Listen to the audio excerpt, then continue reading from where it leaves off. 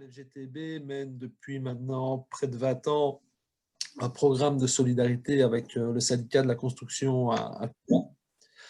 Alors, c'est un programme, on va dire, par rapport à nos autres projets de solidarité avec d'autres pays, c'est un programme un peu plus particulier puisque, en général, les projets de solidarité avec les autres pays se basent sur des syndicats qui ont besoin de se développer syndicalement, qui ont besoin de se renforcer et de renforcer leur nombre de membres. Or, à Cuba, on a un taux de syndicalisation qui approche les 95%.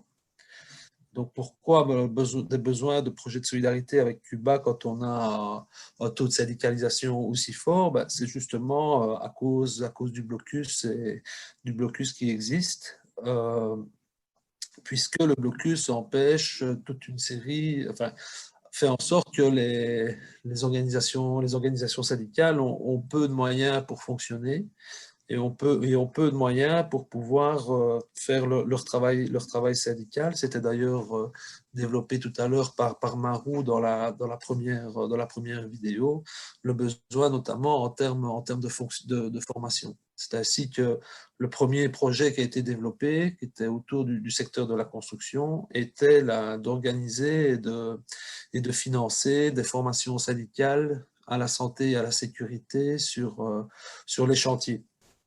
Et ce qu'on a vu directement, c'est que nous, en tant que syndicalistes belges, avec notre manière de négocier, que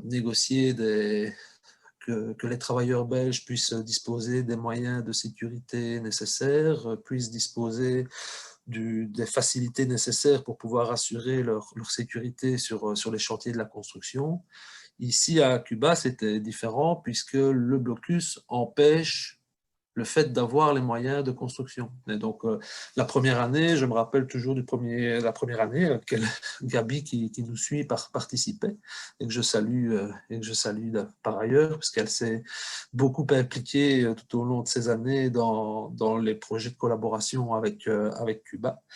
Et donc, ce qu'on a pu remarquer directement, c'est que le problème n'était pas... Il fallait revoir la manière de faire des formations à la santé et à la sécurité, puisqu'il ne s'agissait pas d'appliquer les lois. Les lois existaient, les lois étaient bonnes, elles étaient appliquées, mais les moyens de sécurité n'existaient pas à cause justement du blocus. C'est ainsi que pendant toute une série d'années, nous avons financé les formations pour les travailleurs pour qu'ils soient au courant justement, pour pouvoir former les délégués syndicaux à la connaissance de ces lois à la sécurité et à la santé sur les lieux de travail. Alors, qu'est-ce qu'on a pu remarquer autour de ces 20 ans et des conséquences pour les travailleurs au jour le jour? C'est que bien qu'on ait des meilleurs systèmes d'éducation et des meilleurs systèmes de soins de santé de toute l'Amérique latine, bien, on a des travailleurs avec des salaires très bas, qui doivent, pour pouvoir vivre, doivent acheter des produits importés qui sont très chers, dû notamment à ce blocus. Tous les produits qui sont importés, qui ne sont pas fabriqués sur place, sont extrêmement chers à la consommation et sont pour la plupart des produits de première nécessité, déjà les produits alimentaires, puisque l'alimentation de base de Cuba se compose de riz et la majorité du riz doit être importée, mais aussi des produits de soins personnels, ça a été soulevé tout à l'heure, comme le shampoing, le savon, le dentifrice, des produits qui nous paraissent complètement communs, sont difficilement accessibles pour le travailleur cubain, parce que la plupart, soit des produits, soit des matières premières pour les fabriquer, doivent être importés et sont beaucoup plus chers et difficiles à obtenir.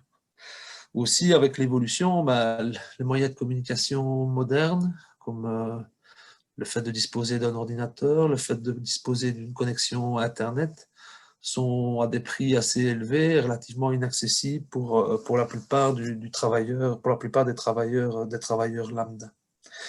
Et donc, tout ça pour dire que le blocus, il affecte au quotidien tous les travailleurs cubains, puisque bien qu'ils soient tous... la plupart des Cubains aient un emploi, qu'ils soient salariés.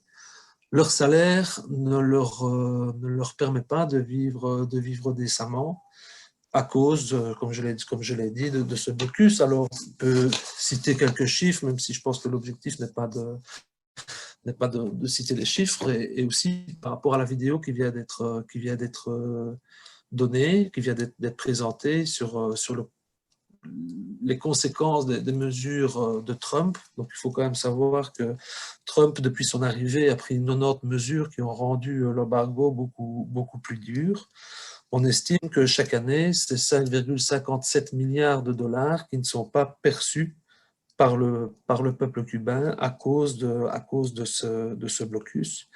Et rien que pour l'année 2019, enfin de mars 2019 à mars 2020, on estime que pour le coût des soins de santé, c'est 160 millions d'euros qui n'ont pas pu, que le système de soins de santé, dont le système de soins de santé n'a pas pu bénéficier dû à ce blocus, quoi. Et donc, voilà, je ne vais pas être beaucoup plus long. Je pense que nous, la solidarité, on compte continuer à la mener. Le blocus, comme on l'a, il est fort. Il est plus fort depuis l'arrivée de Donald Trump et l'ensemble des mesures qu'il a prises. C'est un retour en arrière pour la plupart des travailleurs cubains. C'est un retour en arrière de près de 20 ans. Le pays s'est reconstruit pendant près de 20 ans et tout a été détruit par un seul président qui étrangle deux pays, parce que c'est aussi les liens commerciaux avec le Venezuela qui a de plus en plus de difficultés aussi, qui renforce les difficultés que vivent les Cubains. Si on ajoute à ça l'arrivée de Bolsonaro au Brésil, qui a coupé toutes les aides et tous les partenariats commerciaux avec Cuba, ben cela entraîne évidemment des conséquences économiques très fortes.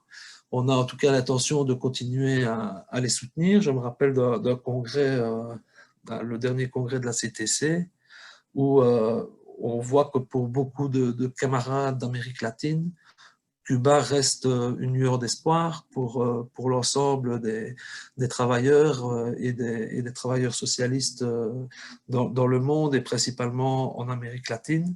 Mais cette lueur d'espoir, si on veut qu'elle continue à briller, mais on a besoin que le blocus saute et on a besoin que Cuba puisse démontrer qu'un monde meilleur est possible pour l'ensemble des travailleurs.